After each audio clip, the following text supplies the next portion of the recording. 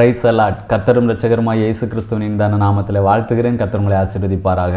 இந்த புதிய மாதத்தை காண செய்த தேவாதி தேவனுக்கு ஸ்தோத்திரம் உண்டாவதாக. இந்த புதிய மாதம் முழுவதும் கர்த்தர் கண்மணி போல பாதுகாத்து நல்ல கிருபைகளையும் ஆசீர்வாதத்தையும் தந்து கர்த்தர் நடத்துவாராக. யாத்திராகம புஸ்தகம் 34வது அதிகாரம் 2வது வசனம். விடியற் காலத்தில் நீ ஆயத்தமாகி சீனாய் மலையில் ஏறி அங்கே மலையின் உச்சியில் காலமே என் சமூகத்திலே வந்து நில். கர்த்தருடைய நாமத்திற்கு மகிமை உண்டாவதாக. கர்த்தர் மோசையினிடத்தில் சொல்லக்கூடிய காரியம், நீ ஆயத்தமாகி என்னுடைய சமூகத்திலே வந்து நெல் என்று சொல்கிறார். நாம் ஆயத்தமாகி தேவ சமூகத்திலே நிற்க வேண்டும் என்பதை கர்த்தர் எதிர்பார்க்கிறார். நம் வேதத்திலே பார்க்கும் பொழுது 1 நாளாகமம் 16வது அதிகாரம் 11வது வசனத்தை வாசிக்கும் பொழுது அவர் சமூகத்தை நித்தமும் தேடுங்கள் என்று பார்க்கிறோம். அவருடைய சமூகத்தை தேடுகிறவர்களாக, அவருடைய சமூகத்திலே நாம் நிற்கிறவர்களாக இருக்க வேண்டும். மோசை தேவ சமூகத்திலே இருந்துவிட்டு மலை விட்டு கீழே இறங்கி வரும் பொழுது அவருடைய முகம் பிரகாசித்திருக்கிறதை நாம் பார்க்க முடிகிறது.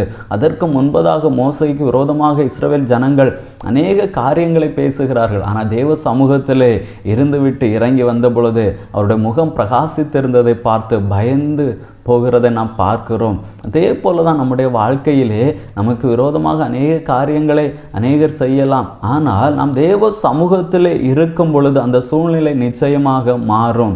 நாம் தேவ சமூகத்தில் இருக்கும் பொழுது கர்த்தர் நம்மை மாற்றுகிறார். நம்முடைய சூழ்நிலைகளையும் மாற்றுவதற்கு அவர் வல்லமை உள்ளவராக இருக்கிறார். எஸ்தர் ராணியாக இருக்கும் பொழுது ராஜாவுக்கு முன்பதாக போய் நிற்கிறார். அப்படி போய் நின்ற பொழுது யூதர்களுடைய நிலைமை அங்கே மாறுகிறதை நாம் பார்க்கிறோம். ஒரு சாதாரணமாக உலக பிரகாரமாக இருக்கக்கூடிய ஒரு ராஜாவுக்கு முன்பதாக நிற்கும் பொழுது அந்த ஜனங்களுடைய நிலைமை மாறும் என்றால் நாம் ராஜாதி ராஜாவாகிய தேவனுக்கு முன்பதாக நாம் நிற்கப் போகிறோம்.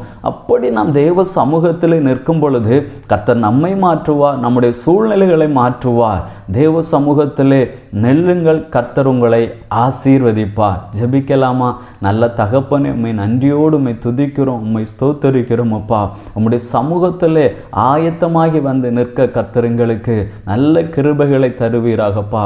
நின்று எங்களுடைய சூழ்நிலைகளை மாற்ற, எங்களை மாற்றிக்கொள்ள, எங்களை சுற்றி இருக்கக்கூடிய எல்லா காரியங்களிலும் ஒரு ஜெயத்தை கண்டு கொள்ள கர்த்தர் எங்களுக்கு நல்ல அனுகிரகம் செய்யும்படியாக ஜெபிக்கிறோம். உம்முடைய நாமத்தை மகிமைப்படுத்துவீராக.